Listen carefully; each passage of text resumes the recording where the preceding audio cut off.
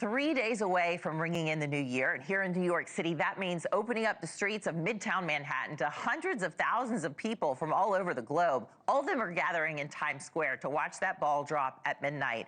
But there's a whole lot of work that goes on behind the scenes to keep the world's most famous New Year's celebration safe. So here with us now is NewsNation national security contributor and former CIA and FBI special agent Tracy Walder. Tracy, happy holidays, Merry Christmas, Happy New Year. Great to see you. Great to see you too, Anna. Happy New Year. So what's going on behind the scenes right now? What's NYPD doing? What are other law enforcement officials doing to get ready for this big event?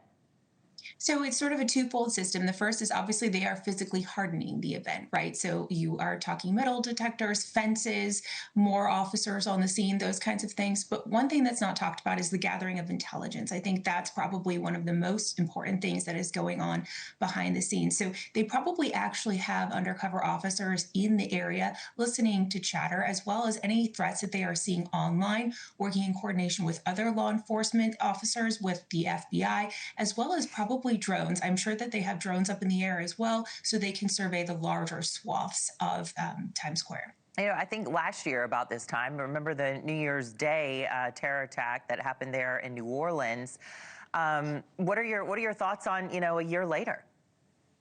I think obviously a year later, I think we're more attuned to the idea of these lone wolf actors. And I think we're obviously more attuned to the idea of attacks happening on holidays for us, right? We had obviously the Pumpkin Day attack that was thwarted in Michigan and New York, the Bondi Beach attack on Hanukkah. And so I think we are more attuned to hardening holidays, all holidays, which is not necessarily a bad thing, but you can't harden everything. And so that becomes problematic. I think we're more attuned to the idea that individuals are acting on their own on behalf of either domestic terror entities or foreign terror entities. And that's probably a good thing, because I think that's what we're seeing more in terms of attacks. Yeah, you know what? I'm starting to work in New York City again over the last couple of years. I live with my family in North Carolina and just commute in. But coming to start to work here, people said, aren't you scared? Isn't New York dangerous? And then they hear headlines like Luigi Mangione allegedly killing the United Healthcare CEO and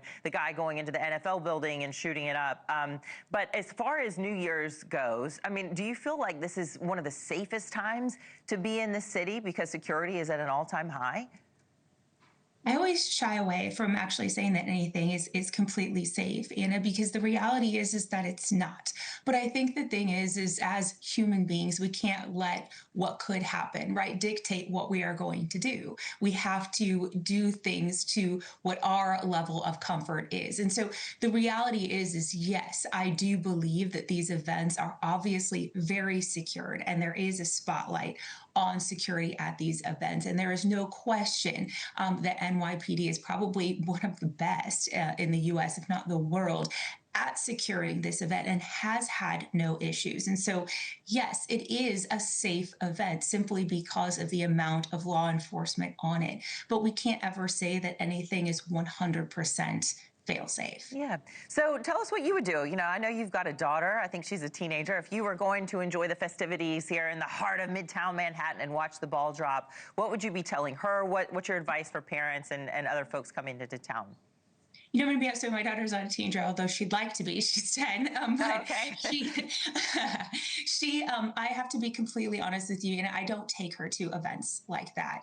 And I don't simply because I am not comfortable with doing so should something happen. I find her to be too small to be able to handle that should she get separated from me. And so I think a lot of it is thinking about the age of the child. But yet I took her to a Taylor Swift concert, right? So it's about what I feel the level of comfort is for me, and what I think she is able to do and handle on her own should something like that happen, and should she get separated from me. I think the biggest thing I always do is I do put an air tag on her when she is at big events. If you do have an Apple Watch, those kinds of things, I think they're really, really helpful just in case you get separated from your child.